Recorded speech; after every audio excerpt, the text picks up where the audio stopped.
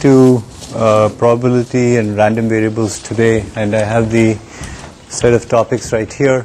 Start off with what a random definition of a random variable, discrete and continuous random variables, what they mean, and then what does a distribution mean, what is the cumulative density function, and a very important property of a distribution called the expectation. What is that? Some properties of expectations. And then we'll go into some discrete distributions, Bernoulli, binomial, and Poisson. And then next time we'll go into continuous distributions, Gaussian, exponential, and power law. Okay. So far, what we've been talking about in terms of probability is very limited, very to events and observations. So we have things like an event, like a die coming up or something like that, or an observation of that event. But these are, in some sense, elementary things. We want to do something a bit more sophisticated, and what we do is we introduce this notion of what's called a random variable.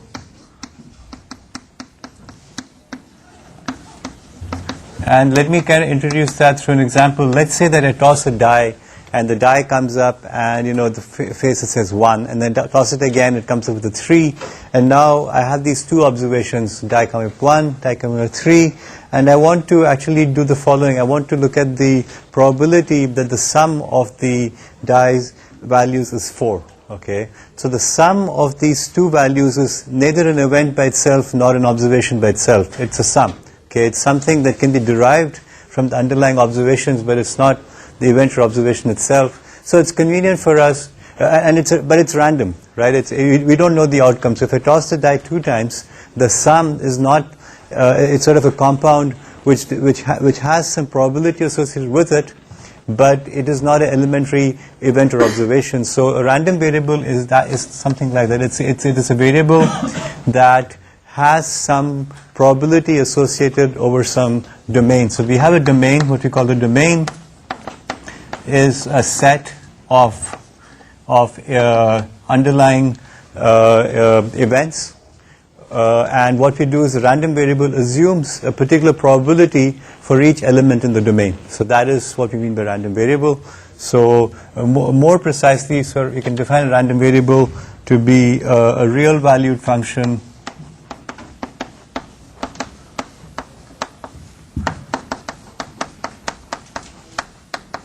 over its domain.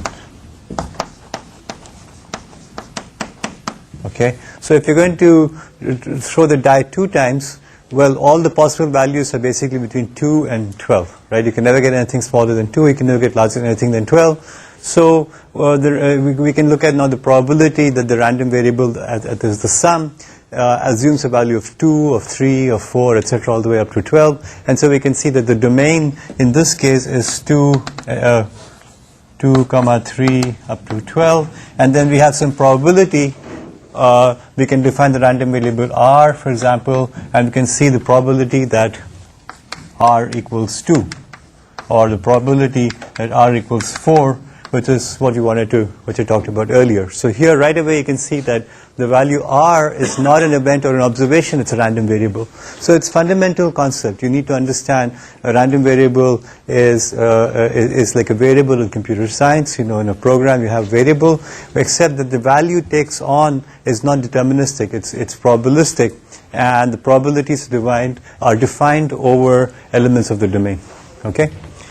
So any questions about this so far? So we've probably all seen random variables before, and you have to sort of go back and remember what a random variable is. And once you know what a random variable is, then you can start discussing about what is the probability it takes any value in its domain, right? But we need to kind of go back and remember what a random variable is. All right. So that's just get you started. So the two kinds of random variables, which are the discrete and the continuous, depending on the domain. Okay, so discrete random variable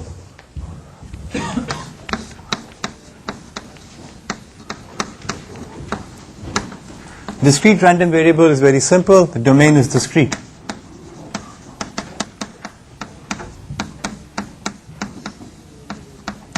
Which means we can enumerate the entities. You can enumerate it. It doesn't mean it's finite. It just means it's it can be infinite. It's just enumerable. So it can be the irrationals, for example, or integers, which are infinite but enumerable. And we require that the elements of the domain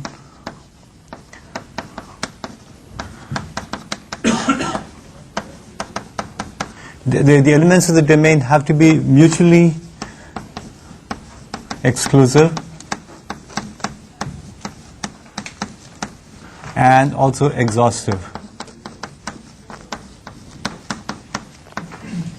What this means is that if I enumerate the entire domain, if I say this is what the domain is, then one of the elements in the domain has got to happen. Okay, I mean, in other words, we can't say, well, it didn't happen at all. In other words, going back to the axioms, the probability associated with the entire set of the domain is going to be 1.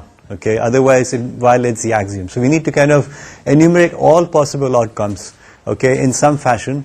And secondly, you can't have two happening at the same time. Okay, these are mutually exhaustive. Okay, so we can say a random variable over here assumes a value 2, or it assumes a value 3 or 4 or whatever, but it can't assume 2 and 4 at the same time. Okay, and again, it's sort of a fairly obvious and a logical thing. So when you enumerate the domain, you got to make sure that you aren't, two elements cannot happen at the same time. Okay, that's just a straightforward thing. In this case, then we can very naturally associate a particular probability with each element in the domain, and we have the natural condition that the sum of these probabilities needs to be 1 because something in the because the domain is exhaustive. So to give an example of this, we know that the IP header in a packet, the IP header is 16 bits. So the largest IP packet is 64 kilobytes. So what that means is that if I take the random variable, which is the IP packet length rounded up to the nearest kilobyte, it has to take values ranging from 1 all the way to 64. It can't be anything larger than 64 kilobytes. So here, this set 1, 2, 3, etc., the integers up to 64 represents the random variable packet length rounded up to nearest kilobyte, and it's mutually exclusive because a packet can't have a length of 1 and a length of 2 at the same time, for example, and it's exhaustive because all packet lengths must be in this particular range. The people who are in that corner over there, you might want to move here because otherwise when I write over here you won't be able to see it. So there's enough space for maybe 3 people over there, so maybe you want to do that. Okay, and yeah, and okay.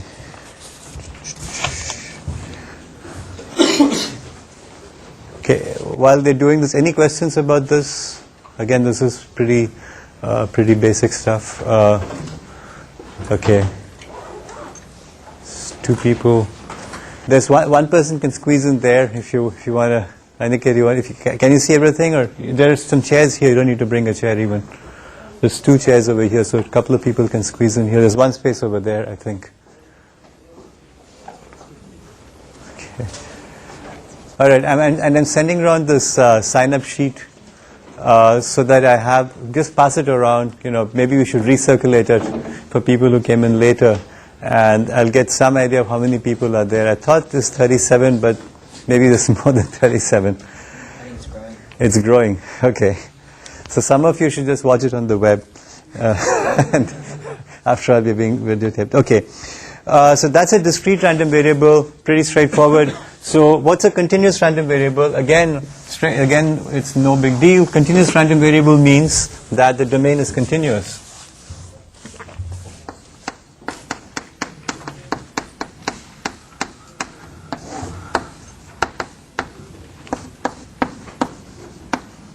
So we can think of the continuous random variable being a subset of the real line. It does, that's good enough for us.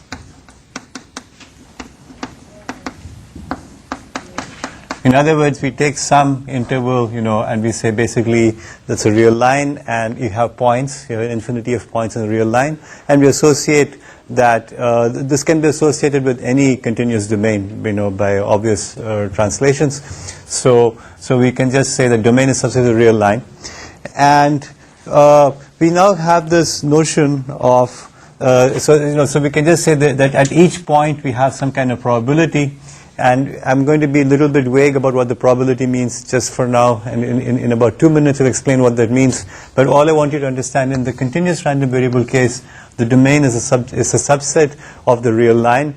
Typical example of continuous random variable, and something that you'll see all the time in queuing theory, is time. Okay, because time is continuous, it has a 1-to-1 mapping with the real line. So you can say the time between two arrivals of packet to a particular switch is a continuous random variable, because it takes a value which is from the subset of the real line. So immediately when you say time, unless you quantize time, which is quite often done for reasons of expediency, and but unless you do that, time is your kind of prototypical continuous random variable.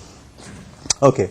Now, I mean, there is a philosophical argument that, even time is quantized. Any event that's shorter than some very, very small time duration can be thought to be in some quantum thing. And similarly, of course, anything in space is quantized by the Planck distance or something like that. So 10 to the minus 33 centimeters. So, well, the whole world is discrete, but I'm not going to argue that. It's another, you have to have a lot of beer before you argue that.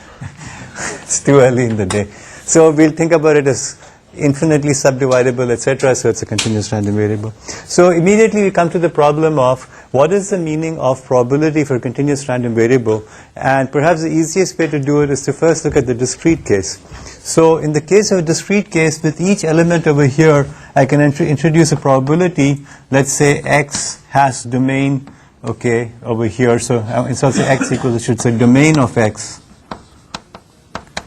Let's say domain of x is the set 1 to 64. Then we can have this value probability x equals 1, for instance. That's a probability. And now I can give you the value, if you will, like a histogram that tells you the value of the probability that x takes on each of these values. And we call this the probability mass function. Mass function.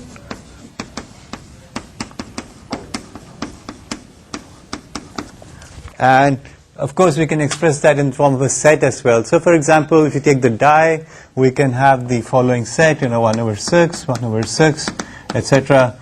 The 6 elements over here is the probability mass function. And if you like to think in graphs, then what we can do is we can say this is the probability mass function. That's 1 over 6. That's probability mass function for the die. We can similarly think of the packet length for IP to have some other probability mass function. Maybe many packets are small. There are very, very few intermediate packets. And then there are some large packets like this. Okay, so what do we have to make sure? That the total values across that histogram add up to 1. And that is a probability mass function for the discrete random variable. Again, very straightforward. We just take the random variable. Random variable has a domain. For each value in the domain, we tell you what the probability of that particular thing is. And now we know why it has to be exhaustive, because the sum of these things has got to add up to 1, which means we know for sure that something in the domain happened. Okay, that is what we mean from Kolmogorow's first axiom. First or second? Yeah, the first. One of the axioms. Okay. What about continuous? Continuous actually is where students start getting really confused, because I have let's say I have this thing over here, and I'm going to now start defining what is the probability associated with any point in this particular space, in this line. It turns out the probability of any element on this line is 0. We already talked about this, right? And if I take any particular element like 0, let's say this is 0 and this is 1, and I say this is 0.5, the probability of any particular element actually is 0. Okay, so what does it mean? Okay, what is it? How can you even associate probabilities with this? So there are a couple of different ways of thinking about it which will make sense. So one way of making sense of this is that let's say that we take two values x1 and x2 that are in the range 0 to 1. Then what we can say is that probability that the random variable x, okay, is probability that x1 is less than equal to x less than equal to x2 is given by the integral from x1 to x2, these p x dx. Let me make sure I use this. Yeah, I'm using small p, so px dx. So in other words, I'm associating with this domain over here the density function px. This is a density function, not a mass function. This is a density function. Okay, in the discrete case, we have the probability mass function. In case of a continuous random variable, we have a density function, and the density function really says this amount of probability that x takes on a value in this particular range. Okay, and what we can do is we can make this as small as we want. We can say that the probability of x, of the value x, in some sense is, you can think of it as when x2 is close to x1.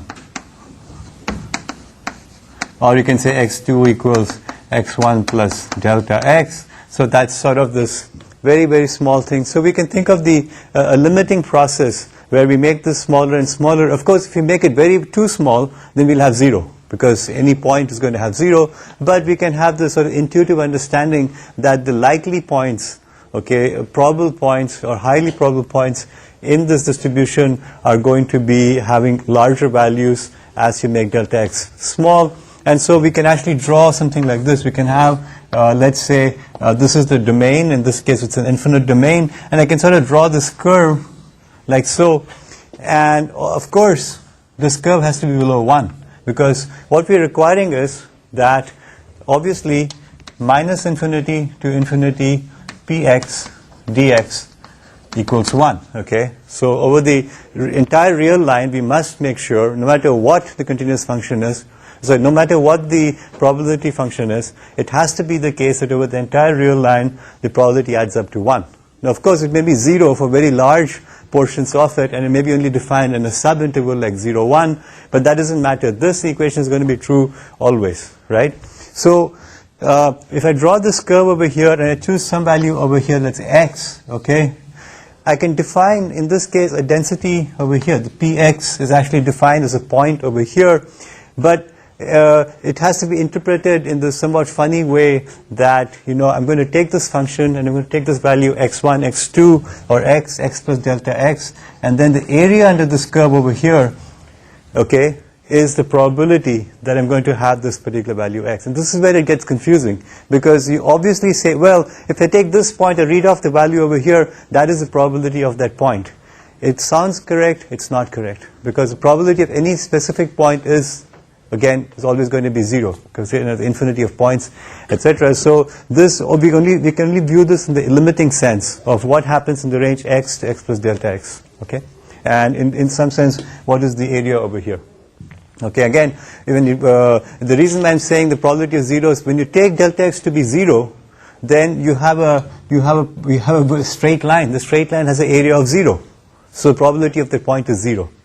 Right? We can only kind of look at this area over here versus this area over here, and for the same value of delta x, we can say, well, this is larger than this, so this area is sort of more probable than that area over there. Okay, but that's where things start getting kind of confusing, because we're looking at limiting values of areas where the limit is actually 0. For every point, the limit is 0. However, when you make it non-zero, slightly non-zero, then you get a larger rectangle here than over here, and so this becomes a little bit more probable.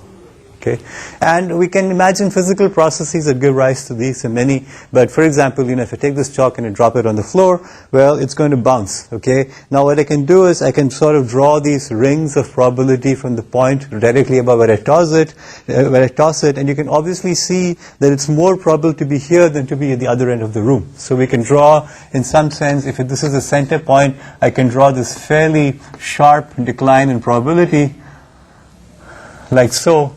Right, and then what's going on is that it's likely to be towards near where I dropped it. That's what this graph is showing me. Okay, and of course I'm drawing this in one dimension. You can have a similar two-dimensional density function, which is the obvious extension of this. But nevertheless, the point is that it's more probable over here. But any specific point is going to land there. The value of there is 0. Okay, so we can talk about regions which have higher probability and lower probability, but any specific point is 0. Okay, so this is how we get around that, and this is something you really need to kind of internalize, that the density function for a continuous random variable is giving you sort of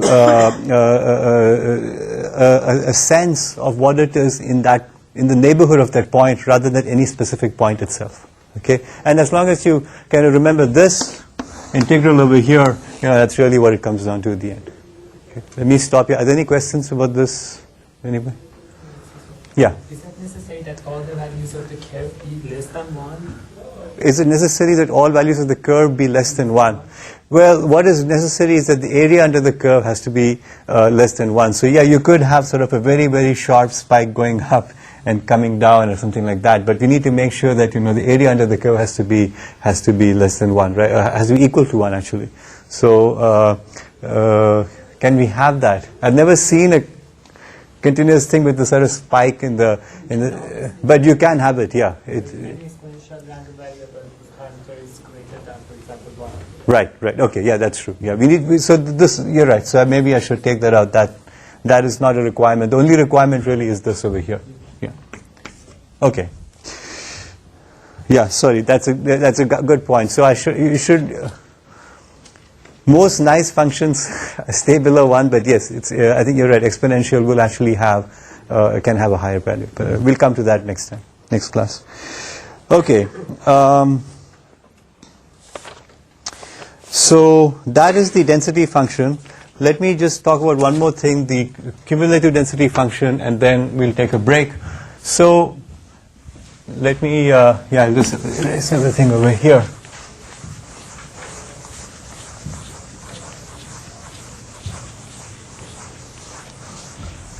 Now for the, okay.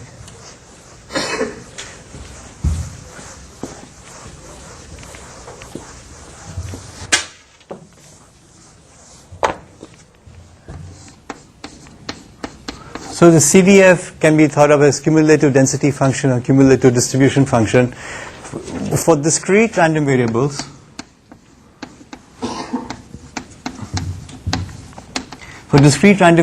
we have to assume that the domain is ordered, okay? Because earlier I just said the domain is some set of values over here, but now what I'm going to do is I'm going to impose ordering restriction. That means that any two values, one is greater than the other. If you take two values D1 and D2, either D1 is greater than D2 or D2 is greater than D1, in which case we have a total ordering. Okay, so we take the total ordering and we just impose it and we have some ordering.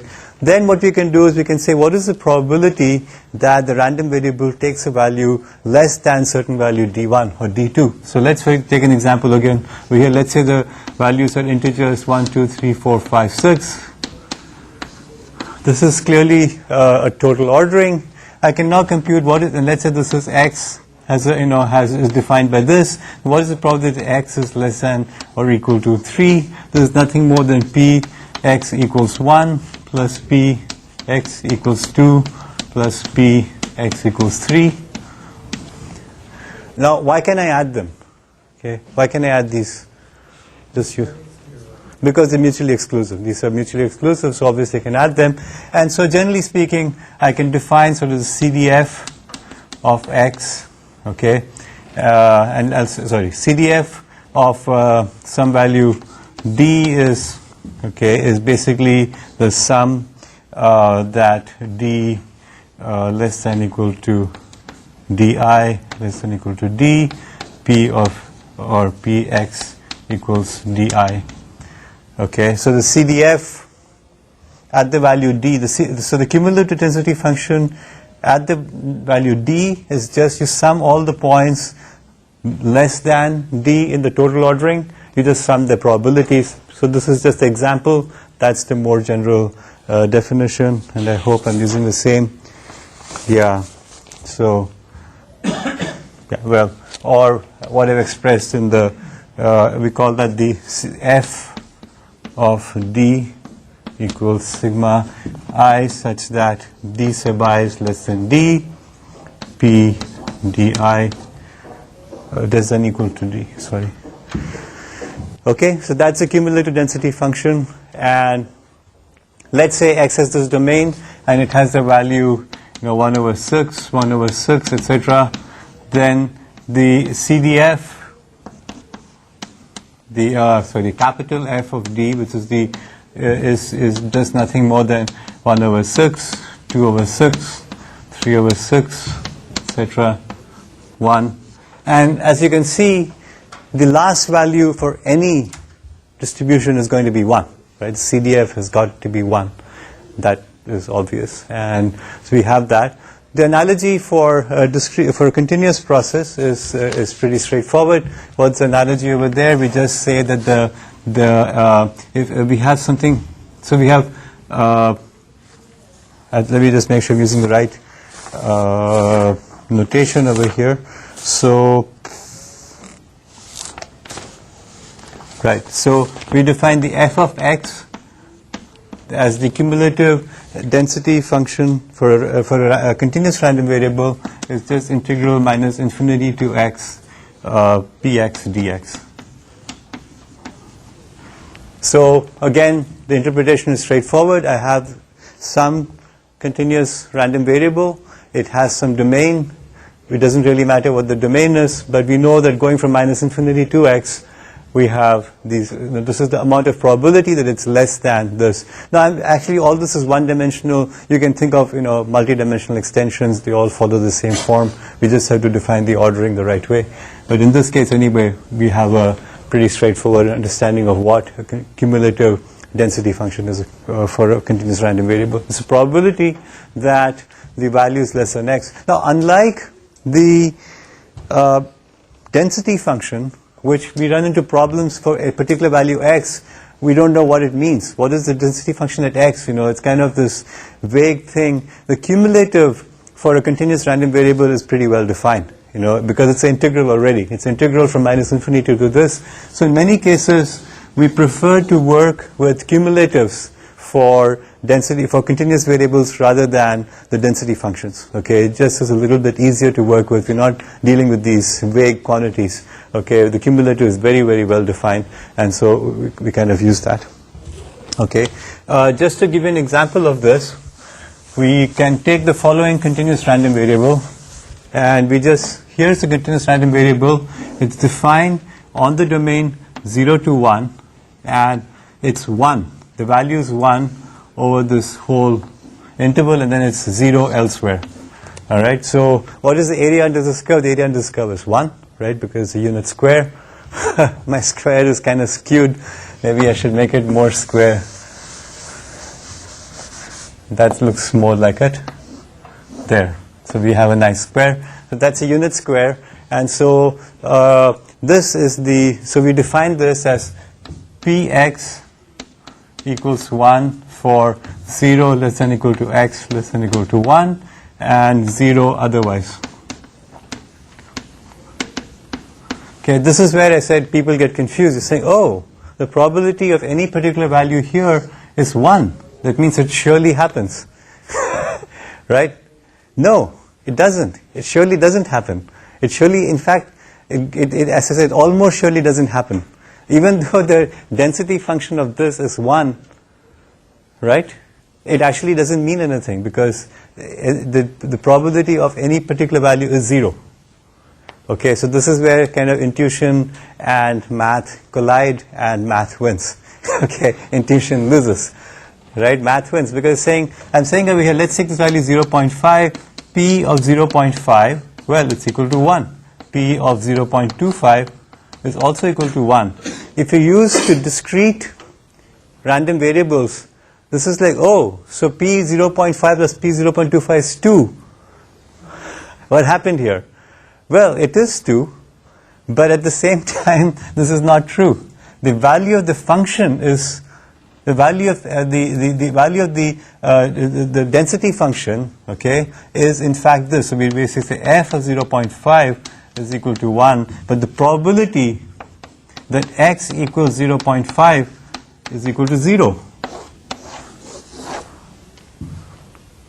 Okay? So the density function f, which is actually what I'm drawing over here, and the cumulative, of course, is capital F, is what I'm drawing over here has a value 1, but the probability is 0. Okay? Because it's not, the density function is not the probability. If all you remember from this lecture is this one fact, okay, you're already way ahead of many other people. Okay, who, I should say, many other grad students joining the department here who look at this and say, oh yeah, the probability of this is 1. Like, yeah, right, okay. Okay, so what about the cumulative density function? Well, the cumulative density function of the same thing is nothing more than, so f of x is equal to integral minus infinity to x, fx dx, which is equal to minus infinity to x, 1 dx, right? Because it's fx, okay, and this is nothing more than x, right? Just by integrating 1, you get x. So what is that? It means that in the range 0 to 1, it is 1. And then, actually, it's not even defined beyond this range 0 to 1. And it goes up straight, like a line. So, and of course, it reaches 1 at this point over here. At 1, it reaches 1 because it's x. So this is nothing more than our old friend, the uniform random variable. Okay? Because the probability of any particular value is, it has, all of them are equiprobable, and the cumulative probability of getting any value over here is in fact the value x. So the probability that the variable is less than or equal to 0.9 is equal to 0.9, for example. Okay, that's the definition of a uniform random variable over here. Okay, so so a grad student came to me some years back, you know who you are, and I said, okay, you ran the simulation. Yeah, I said, what random variable did you choose? He said, I used random. I said, okay, it's random is fine, but what's the distribution of the random variable? And he said, well, it's random. So people think if you call rand, that's a random variable. What is the distribution? Who cares? This is computer science. In reality, what you get back from rand is p. Basically, what you get is uniform random variable. And as we'll see, this is not the end of the world. There are other distributions as well. Okay. All right. Any questions on this so far? Yeah. The domain of a discrete random variable is not necessarily bounded, right? Okay. What's the question? Say that again. The what is not? The domain. Domain is not bounded. That's right. The domain is. So we can consider discrete random variable in which the domain is the whole positive integers. Yeah. Sure. Sure. So the probability of each point should be 0. No. So the question is, if the domain of a discrete random variable is infinite, how can we make sure, aren't the probability values 0? Well, it's not the case. Let's take the standard series half, 1 over 4, 1 over 8, etc. Okay, 1 over 2 to the n. So the sum of all this is equal to 1, right? It's an infinite sum, right? So each value of this I can say is non-zero, because 1 over 2 to the n, 1 over 2 to the n is not 0. It may be very, very, very, very small, but it's not 0. It could be 1 to 10 to the power, 10 to the minus 1,000 or whatever. So it's very, very, very, very small, but it's not 0. In fact, it's never 0, right? It's never 0. So that's a domain. It's enumerable. I can enumerate it. And the probability values that I'm putting over here are enumerable, and the sum actually sums to 1. right? In the limit it sums to 1. So this is an example of an infinite domain where where things hold, but none of the values are 0. Right? But there are many others, by the way. This is just the simplest one, but there are many others. Essentially, any series, okay, any series that sums to 1, and there's many of those, are valid probability mass functions for a discrete random variable. To give a very trivial example, I can also have half, 0, 1/4, 0, etc. That's another series that sums to 1. So I can put all sorts of zeros there and still get the same sum. So that gives me a kind of a cheating way to give you infinite number of distributions which all have sums to 1 without doing